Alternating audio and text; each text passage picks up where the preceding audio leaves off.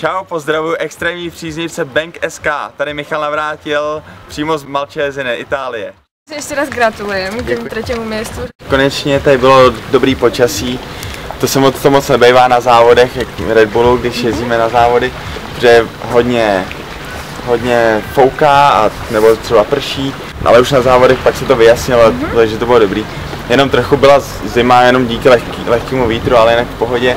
No a ke skokům, kdybych to měl takhle celkově vzít, tak první den jsem se umístil na 6. místě.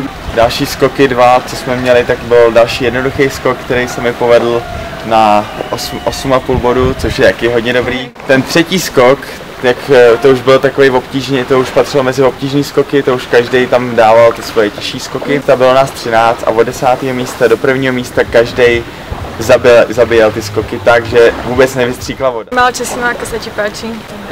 Tohle? No super, právě mám v plánu, že sem přijedu a zajezdím si tady na horách. Ještě by nás zajímalo, že jak jsi dostal vlastně k tomuto športu? Jo. Já jsem závodně skoky do vody v Podolí, v Praze.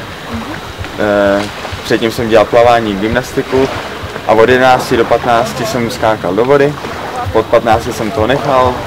Jako každý mladý kluk, když chodí na střední školu, už se chce jenom bavit, už ten sport, jakmile vidí, že už prostě ty trenéři do tebe nejdou a je to už takový povolnější a zjišťuje, že ten okolní svět je před tebou hrozně moc vepředu a ty jsi prostě furt pozadu a jenom se plácáš do té vody a furt si dáváš placáky, bolí to, tak si řekneš, tyjo, tohle už nechci zažívat každý den, prostě kde se mám trávit a nic z toho není.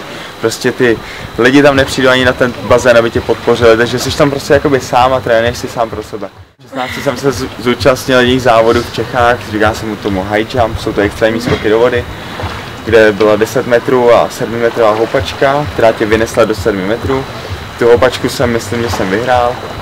A tam jsem si uvědomil, že mě ty skoky chybí a že když se pořádá takováhle soutěž, že vidím, kolik lidí tam na to přijde vůbec a jak je to baví, takže je to takový prostě extrémní, takže jsem si řekl dobrý, tak se zase vrátím k tomu sportu a začal jsem trénovat sám na vlastní pěst, tak se říká.